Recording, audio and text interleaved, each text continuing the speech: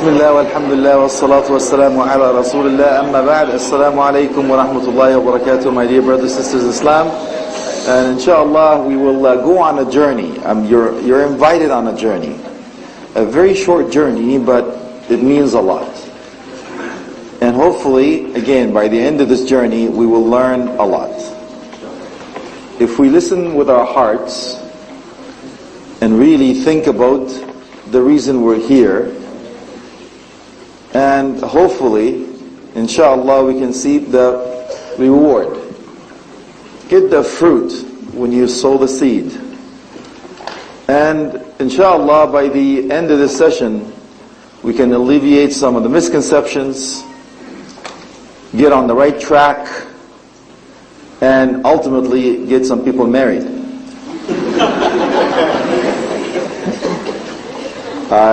The brother was coming to me, I misunderstood him from the Sydney posse. He's already embarrassed covering his face, but don't worry, man, we won't point you out.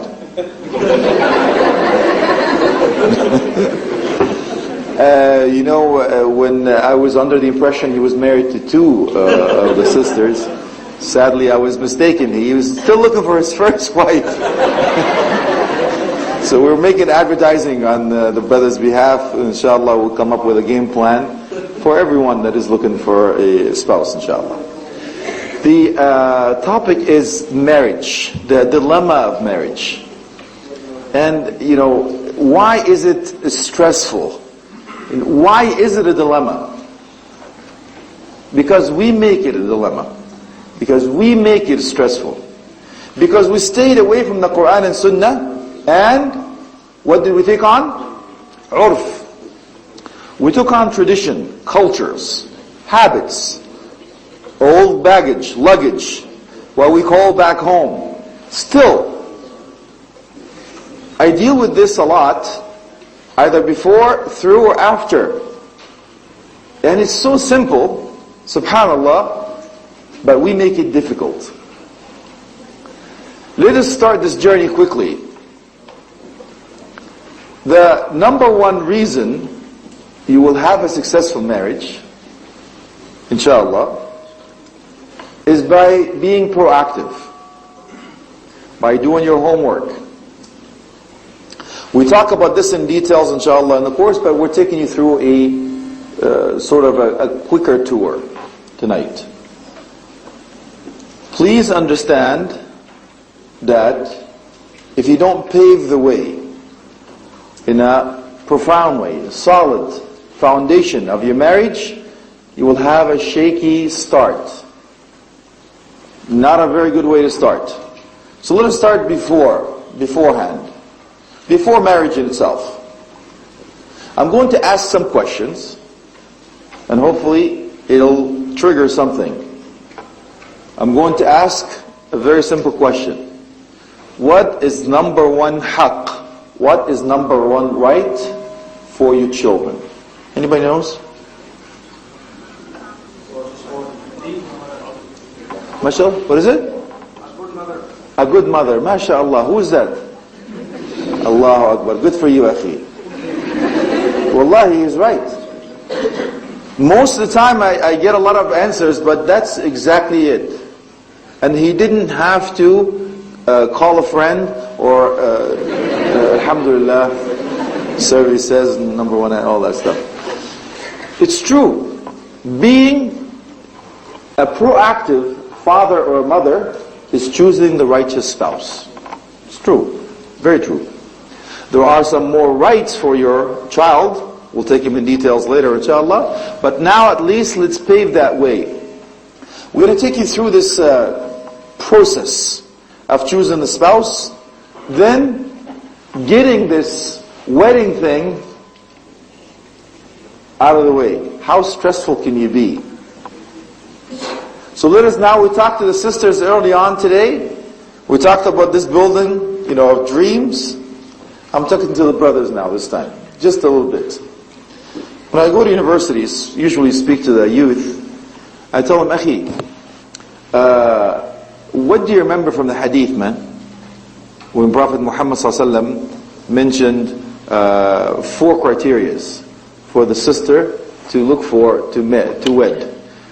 What do you think number one on the Yeah, I remember the hadith, man. What do you remember? لِجَمَالِهَا, of course. For her beauty, man. It's true, it's very true. Beauty is actually there. Ibn Hajar al-Asqalani rahmatullahi alayhi, he actually mentioned that, and we'll take the reason we say that for, not here, but another stand. But Islam is a practical religion. It's true. Prophet Muhammad ﷺ mentioned these 4 criteria for a reason. So you want to look for a beautiful wife. Because if you don't have a beautiful wife, according to your standards of the eye of the beholder, inshallah, because you walk downtown or somewhere in Australia in the summertime, may Allah help you, inshallah, or on university campus, and you see things, sisters in humanity walking around, and now you go home and look to your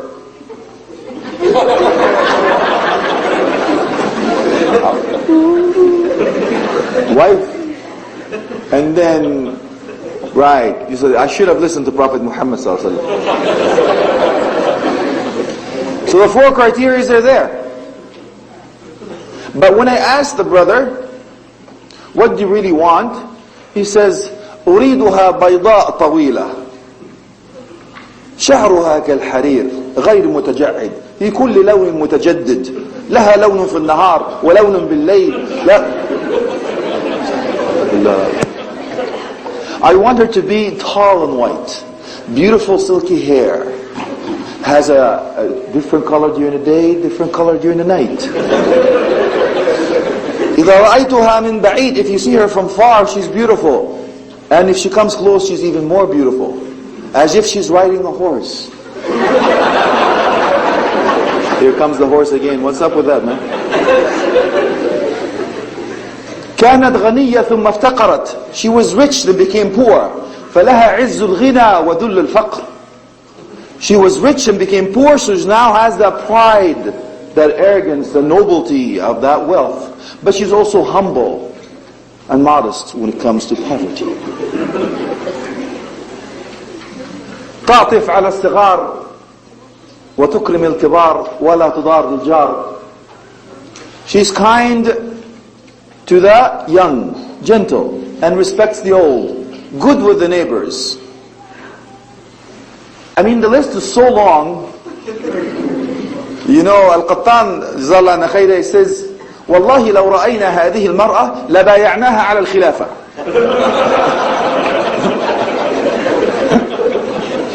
By Allah, if we find this woman that you have all these criteria for, we would have done what? Put her as an Amir al-Mu'mineen, man. We took an oath, yes, so go ahead, you can lead this ummah. But then that same brother that is coming to look for all these things in that future wife, you look at him and he looks like this. Are you kidding me, man? Allah musta'an. So we put pressure on ourselves for not being realistic and not heeding to that Islamic marriage strategies and the Quran and the Sunnah, inshallah. So there are 2 criteria for the sisters and 4 criteria for the brothers. Inshallah, we are not going to emphasize that. But I want to give you one thing. Prophet Muhammad ﷺ has given you one that you cannot go without. Which one is that? The deen. Very good. So I will give you with a one visual that hopefully you will not forget. Okay? So we now know that لِجَمَالِهَا, her beauty is a given. As we mentioned, Islam is a practical religion. And now the wealth, the lineage, the family, and the deen. So, number 1 on Prophet Muhammad ﷺ's list, the most important of all, is the deen. So we'll put it up. Deen is number 1. Very good. Deen is number 1. Don't forget that. Right on. But in the process of choice, we'll know that we go for beauty first, and I will explain the reason why behind it, inshallah. But really, the most important foundation is deen. So number 1. Now, she is beautiful. Bonus. Put a 0. She's at 10. All right. Now she's also rich. That's 100%. Put another 0 here, man. Now she's also comes from a good family, good upbringing, environment. That's batting 1,000. Now take away the deen. What do you got? 3 zeros.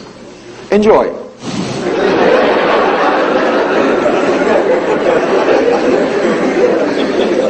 Good life, mashallah. Now we already know the sisters is looking for this man on the white horse and all that stuff and the things that we talked about earlier. And that's where the dilemma comes in. Why? Because they've been reading this story with this guy and this guy that's coming in with all these fantasies, right? When they're young, they've been planning this wedding.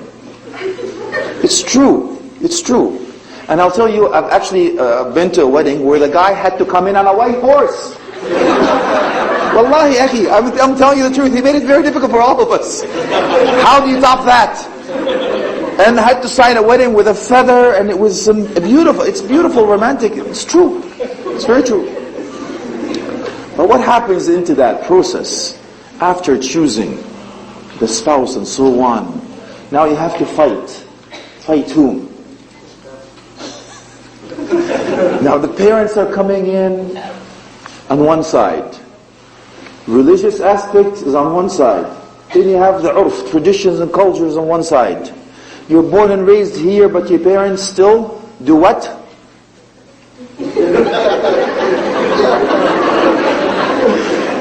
With all due respect, of course, I speak, come on, tika, acha, ji, ke hala, you know. Been there, done that. I love biryani, by the way, don't. It's true. You're in the dilemma. Your parents want you to have this. And by the way, your parents have already chosen a spouse for you. But you don't know it. Yet. I have heard this. One brother got a phone call. Hey son, go pick up your wife from the airport. She's coming and now what do? You're in a dilemma. You want to please your parents because you don't want to disobey them because there's rules and regulations that has this 1, 2, 3. But now you want to live your life. You do not want to receive your wife in a parcel where you have to sign for her and go, for the first time in your life to see this woman. It's against the sunnah, by the way, you're supposed to see her, right? So now what happens? You go through a struggle. And then who do you please? Your parents? Yourself?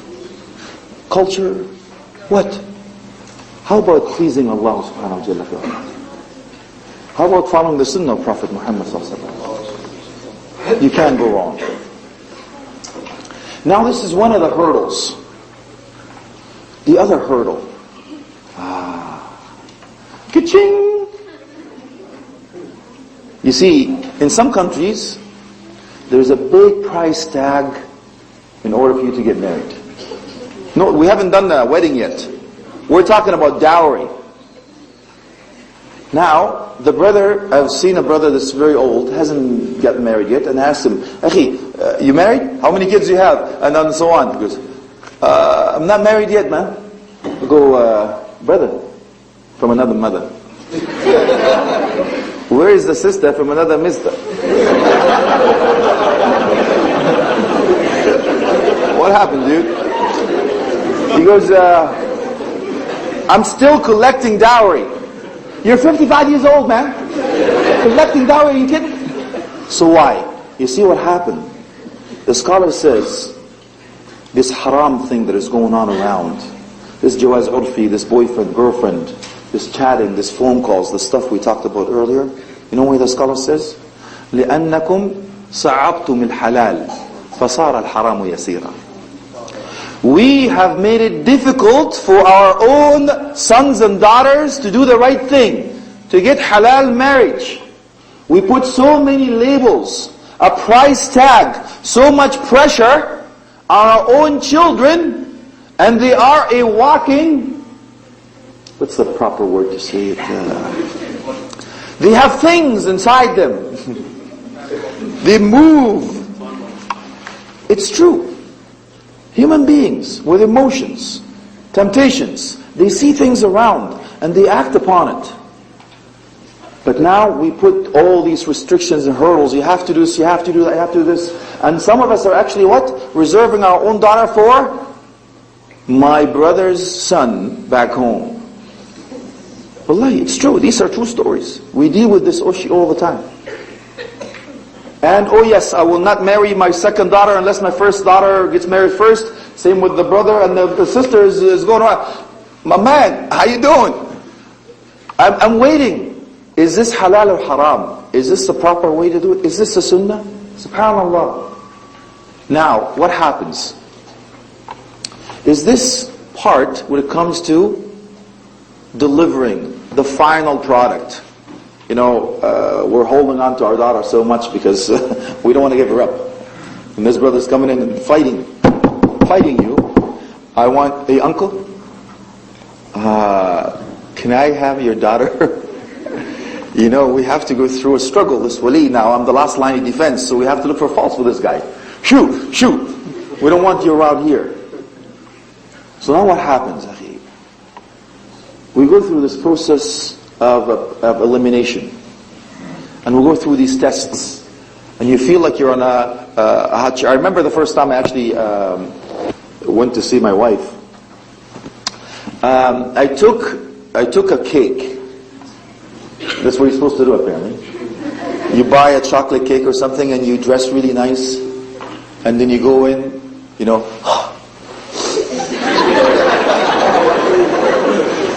You know, the shoes in the back and you polishing and all that stuff. And you're like, your heart is going. And now you knock on the door and all of a sudden you see this like the fire dragon, whatever you call that. You know, you go in and you have your father, her uncle, her brother. It's like you're feeling your fire squad, and they're shooting at you with all these questions. You go, I just came to ask for her hand in marriage, man. So, of course, the first time I actually did not see my wife. It's true. So I am going back and going, and I'm waiting for a phone call. I had to go through the process with the firing squad first. And I had the second phone call, and I go in for the second time. Like interviews. Trying to get a job as a husband. And now, I had to buy another cake. This is costly, man, what's up? And I had to go with another suit, because otherwise they will think I only have that one suit that I'm trying to impress these people. Again, the whole duration of the interview, she didn't come out. She didn't come out. So I'm going, alrighty then. So just before I go, Jazakumullah khairan, thank you, I get the hint. It's cool, you don't have to, you don't worry about it. So something was pushed out. They actually had to push her out in order for me to see. These are things, it's true. Like the more difficulties and all that stuff, I understand. But now, when it comes to even the process of, yes, you agree on certain things, and parents agree with each other, and the children, and money, job, place, where, what language, kids, and all that stuff, different criterias. Here comes another major hurdle. What is it? The wedding. You're right. The wedding itself. Allahu Akbar. You know, I know that some certain cultures have so many, mashallah, events in order for the brother to actually get to be, alhamdulillah, halal inshallah, you know, with her, it's amazing the hurdles that they put through. What happens? First, they have something I believe called, nikah ni'ma, then you go rukhsati, then they go bankruptcy, and then go... By the time the brother is actually married and alone with his wife, he's $40,000 in debt. How do you start your life in a minus? Honey, we're broke. So we have to raise money to be able to say we're even or we're broke. Subhanallah. So I say, why, akhi? Why put pressure on yourself? And ukhti, why is it then? And the most answer is, because my cousin did this. Or my this did that. My dowry was this, and her dowry was that. And that, what will people say? How can we? And wallahi, it is very difficult. Very difficult, even though that we identify ourselves as a Muslim, but we buckle under pressure because of the people, the culture, the urf, these traditions, these things with a price tag. And of course the dilemma, living in this society, what happens? What kind of a wedding will we have? You know, right or the left? Are we more the moderate? So maybe the brothers on this side, the sisters on that side, and the married people in the middle. Will we be doing naduf or with what anashid? Or what kind of all these things that they actually fight, and believe it or not, some marriages break up before they even get to the first place because they cannot get together on this. And what happens, of course, during that wedding? Guess what happens on during the wedding? Apparently it has to start with Quran.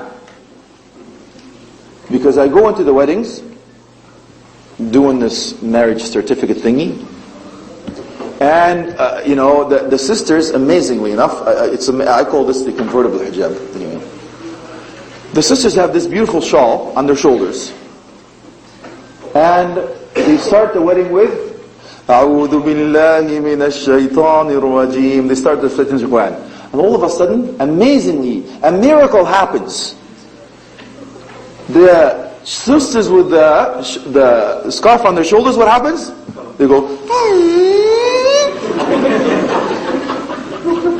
Allahu Akbar. All the sisters are muhajjama now. Ashhadu an la ilaha illallah. This is amazing. I have seen this with my own eyes. Then after a while what happens? Sadaqallahu al-azim. What happens? A'udhu billahi minash shaitan. Wastaghfir. La hawla wa la quwwata. So close yet so far.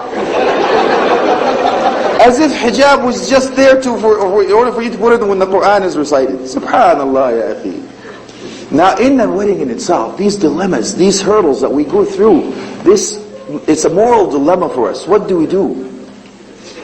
So I have a little bit of a game plan for you, inshallah. Because we are looking for solutions. We are here to do something that is called the right thing. And sometimes doing the right thing may not be the right thing to do, but doing things right may not be the right thing to do, or doing the right thing may not be doing things the way that we think they are. It's true. So in order for us to go through this beautiful journey, I'm going to invite you to come to Home Sweet Home. Next year when I come back to Australia, inshallah, to give you the rundown and everything else. But to leave you with a few things. First, I'm talking to the guardians now. Specifically, the fathers. You know, Allah subhanahu wa ta'ala gave you that power, akhi. فَلَا تَكُنْ مِنَ الْمُعْضِلِينَ لَا تَعْضِلْ. Don't misabuse. Don't abuse this power or misuse this power. It's true. You are the last line of defense. So we say, اتَّقِ اللَّهِ فِي ابْنَتِكَ. Be conscious of Allah subhanahu wa ta'ala. Fear Allah in your daughter. Treating with your daughter, inshallah. Please understand, ukhti, that you are looking for the father of your children. Not just the husband. You're looking for the father of your children. Same with you, akhi. Because right now the brothers are looking for certain things, but we have a short vision. When we look down the line, could this person be the mother of my children? There are books that we actually have to read and put these things together. 1001 questions. There's a few little tests. Does she fit the criteria? What happens? Go back to Shuraih al-Qadi. And what happens when he started his wedding? Do you know what to do when you start your wedding? Or the evening and the day? Do you know that there's supposed to be some sunan? If you don't know these sunan, I want you to go back and do your homework. Read a book called Tuhfat al-Arus. And if not, inshallah we can provide it for you later on in a summary. But you want to make sure that you alleviate these hurdles by going back to the Quran and Sunnah.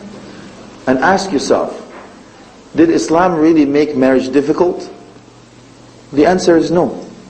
It's very easy. As a matter of fact, when I deal with other societies or other ways of life, they say this amazing. By one word, this woman is married to this man, one word, and they're not married anymore.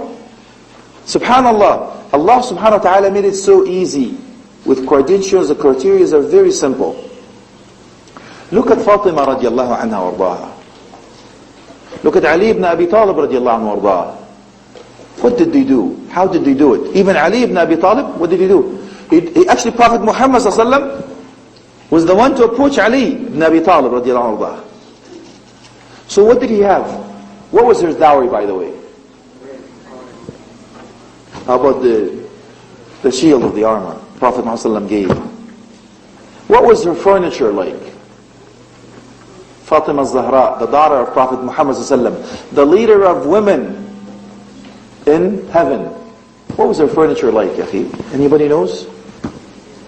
Subhanallah. Amazingly enough, you'll find out they had something to sleep on. A pillow that had loofah inside as a stuffing, and one pot to cook in, and one something to grind the seeds. But now when you go to the sister, what does she want?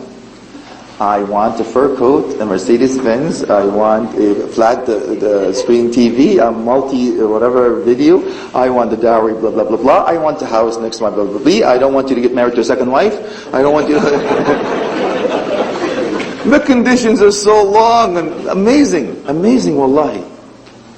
So you keep asking yourself, if you go back to the roots, it will go back and Allah subhanahu wa ta'ala will make it easy for us. We'll make it difficult, we'll make it difficult for our own selves.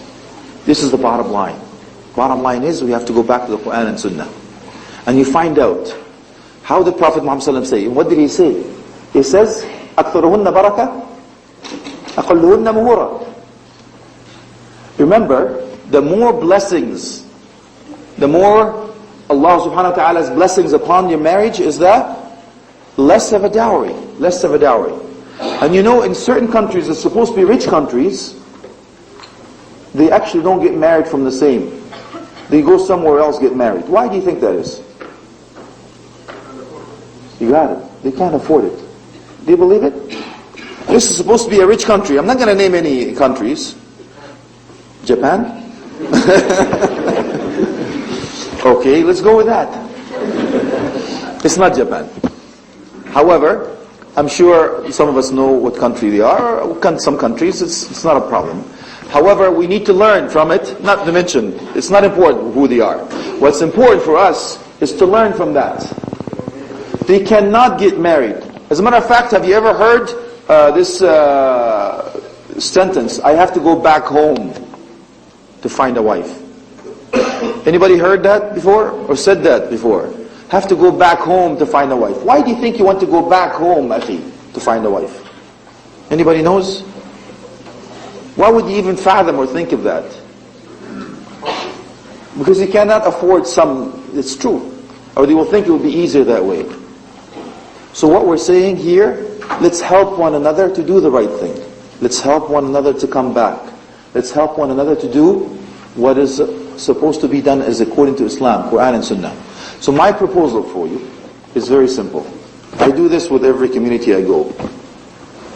I'm going to ask a couple, a very well-known, respected couple in the community to come forth. Not here, I'm just not asking you to do it now, but inshallah to take it upon yourself as a husband and wife.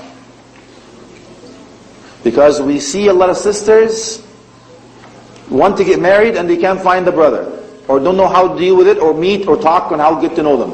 Same thing with the brothers. There are a lot of brothers who want to get married, but they just don't know how to, you hook 'em, I fry 'em. They don't know how to clinch the deal. How do I do it?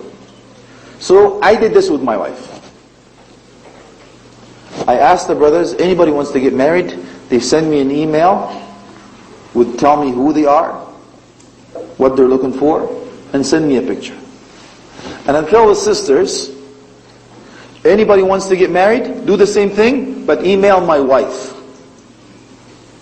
and then we try to match. We don't do this as a business, but we do it as a community. Wallahi, I'm not asking if the brothers are doing this as a business. May Allah bless you. Good for you, wallahi, inshallah. I don't mind that at all. It's true. But the percentage is low, actually. Percentage is low. For the, I'm not going to talk about it because I don't want to offend anyone. But what we're saying, akhi, we have to look for solutions. The problem we're having is our brothers and sisters are actually doing something that is haram, or actually getting married to somebody else, even outside of the faith, because they have an easy way. They have it as, okay, I want to just make sure that I protect myself and do it, and do the right thing. The cause is noble. So what I'm asking from this community, inshallah, is to come with a solution. One brother, one sister, or a couple, inshallah, to come up with this idea. The idea of, and everyone comes forward with a picture. It's like as if you're applying. The things that you need to know about it. And go through the criterias. And then the sister will do the same thing. Being entrusted, of course, with this information that will not go anywhere, try and match.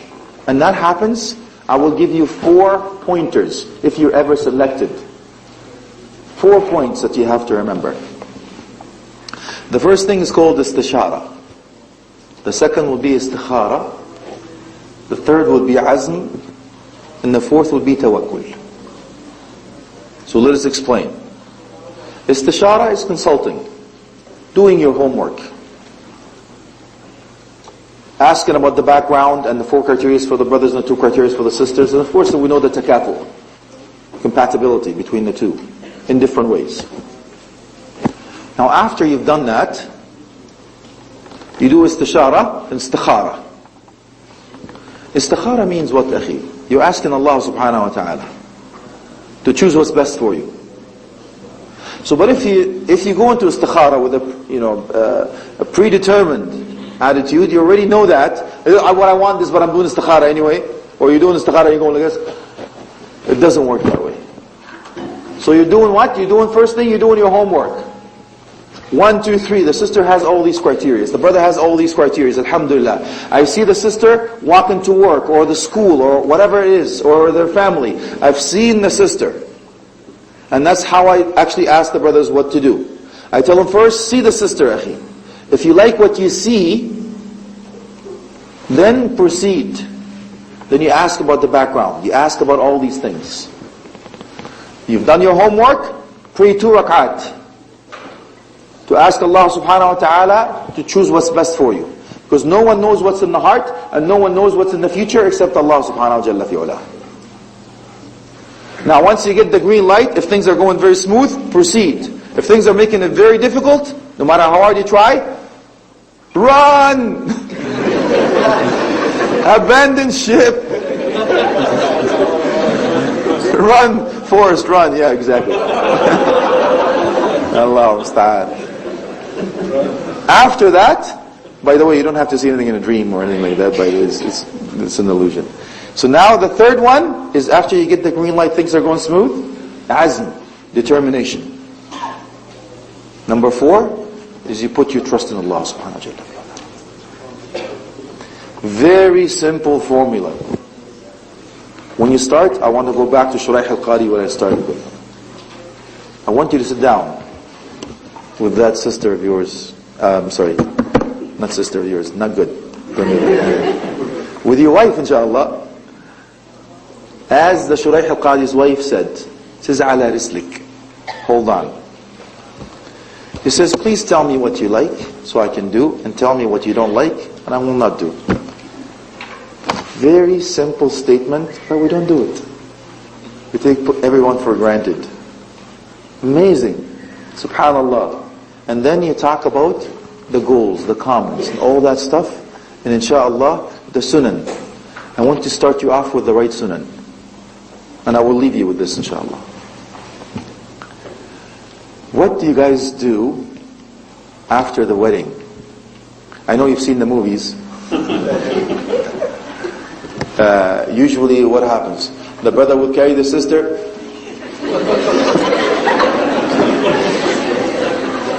Alright. No, that's not what I'm asking you to do. I'm asking you, what established the sunnah? You're supposed to say a dua. You're supposed to say a dua before you enter the home. And then you enter with which foot? With the right foot. You're right. And what do you say? Bismillah, Assalamu alaikum. Of course the dua is in Hisn Muslim. You have the Fortress of Muslim. Please get it. If you don't have it, get it. Best small little booklet that will help you through it, inshallah. Enter with the right foot. You say Bismillah, Assalamu alaikum. Why Bismillah, ya akhi? I'm talking to the brothers now.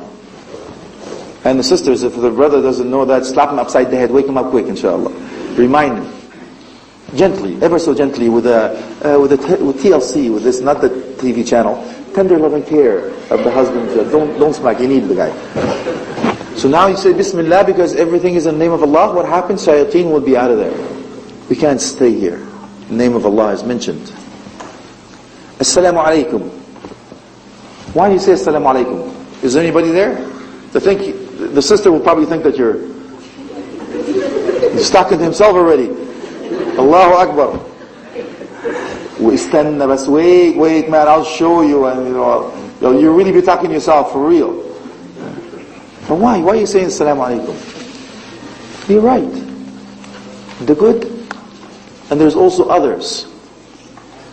But I don't want to scare you because you don't have nightmares and so on. We'll talk about it. Bismillah, Assalamu alaikum. You enter with your right foot. Subhanallah, that's beautiful. And then what? Who knows what to do? What do you do first, akhi? Sorry? I heard it right. Allah yazdiki khair. Good man, mashallah, akhi. Most people don't know that, wallahi. My man, I've been waiting for 25 years, dude. You want me the first thing I come in to the house? Pray 2 rakat? You must be kidding. No, I'm not. That's the sunnah. You pray 2 rakat. Why? You're establishing a fact. You're establishing a home that is built upon obedience of Allah. Sunnah of Prophet Muhammad sallallahu alaihi wasallam. This is a Muslim home. You're declaring, you're raising a banner. This is a Muslim home. We're starting with an obedience to thank Allah subhanahu wa ta'ala that we found each other. You're starting to say that this is a house of Rahman, not a house of Shaitan. And there is another declaration. Who leads the prayer? You're thinking that who leads the prayer? Yes, of course, the man. Why does he lead the prayer? You know that there's actually something behind it. Because women don't lead? What is it? Head of the family? MashaAllah, you're on the right track, Ukhti. The qawama. Okay, the qawama. The time is up. You're right. The sister will go down after the man says Allahu Akbar. Sister will come up when he says Sami Allahu liman hamida. Do you understand, akhi? Establishing this firm that in every castle has to be one king and one queen. You cannot have 2 kings, and you can certainly have no 2 queens. Maybe with that, Jazakumullah khairan, wassalamu alaikum wa rahmatullahi.